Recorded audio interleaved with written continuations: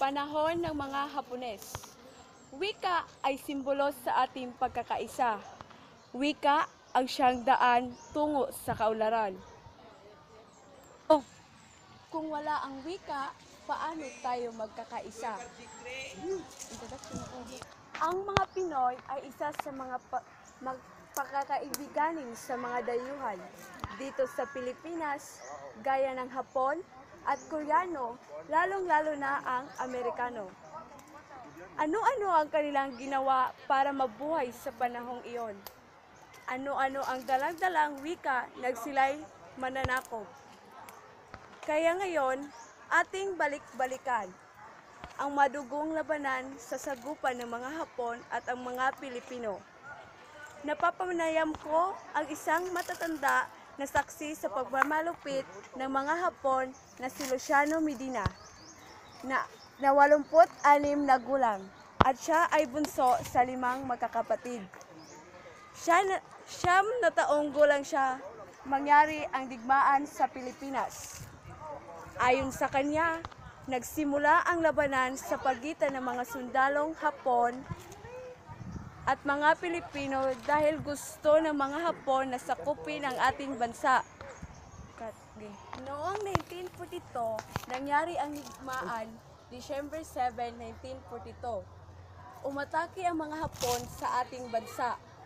Ngunit Hapon lamang ang nakapasok dito sa bansang Pilipinas.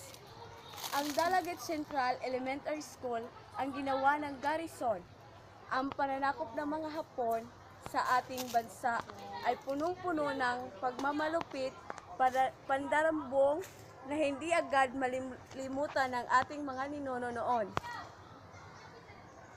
Ito ang panahon na hindi natin malilimutan kapag tayo ay sumasalaysay sa ating nangyayari noon.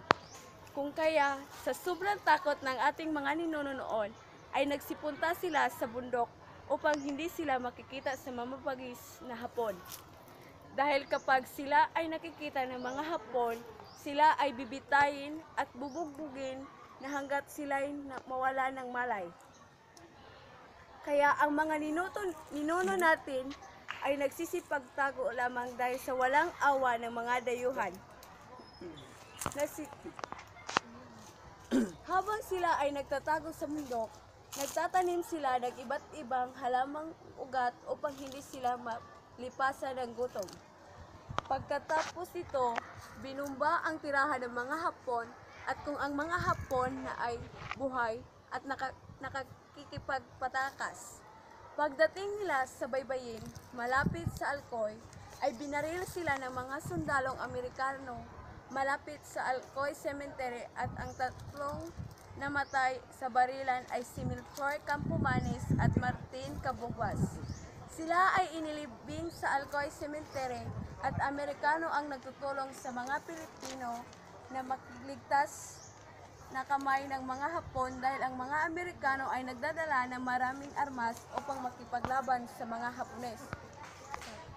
Noong 1946, natapos ang digmaan dahil sumuko na ang mga sundalong Hapones sa mga Amerikano. Pagkatapos niyon, nalilinaw at payapa ng ating bansa.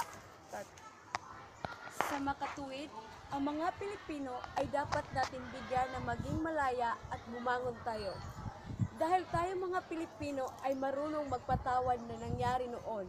At ang tayong mga Pilipino ay mabuti na at maswerte dahil hindi natin naabutan ang naranasan nila noon na mahirap.